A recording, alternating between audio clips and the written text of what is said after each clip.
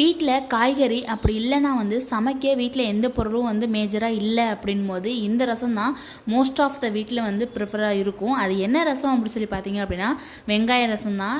ரொம்ப சிம்பிளாக இருந்தாலும் பட் இந்த ஒரு ரசத்தை வச்சு நம்ம அன்னைக்கான மதியம் லஞ்சே முடிச்சிடலாம்.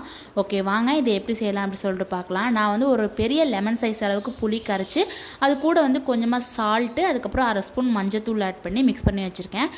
அதுக்கப்புறம் தாளிப்புக்கு எண்ணெய், கடுகு, சீரகம், வெந்தயம் ஒரு 1/4 ஸ்பூன் கிட்ட ஆட் பண்ணிக்கோங்க. ஸோ இதெல்லாம் நல்லா பொரிஞ்சதுக்கப்புறம் கருவேப்பிலை, வரமிளகாய், அதுக்கப்புறம் சின்ன வெங்காயம் நம்ம சேர்த்து செய்யும் போது டேஸ்ட் ரொம்ப சூப்பராக இருக்கும். அதுக்கப்புறம் கொஞ்சமாக பெருங்காயத்தூள் ஆட் பண்ணி இதெல்லாம் நல்லா வதங்கினதுக்கப்புறம் நம்ம கரைச்சி வச்சுருந்த புளி தண்ணி எடுத்து ஆட் பண்ணி நல்லா கொதிய விட்டுக்கோங்க. அப்போ தான் வெங்காய ரசம் ரொம்ப சூப்பராக இருக்கும். அதுக்கப்புறம் மல்லித்தலை போட்டதுக்கப்புறம் ஒரு கொதி வந்ததுக்கப்புறம் நம்ம ஸ்டவ் ஆஃப் பண்ணோம் அப்படின்னா நம்மளோட வெங்காய ரசம் சூப்பராக ரெடி ஆயிடும். கண்டிப்பாக ட்ரை பண்ணி பாருங்கள்.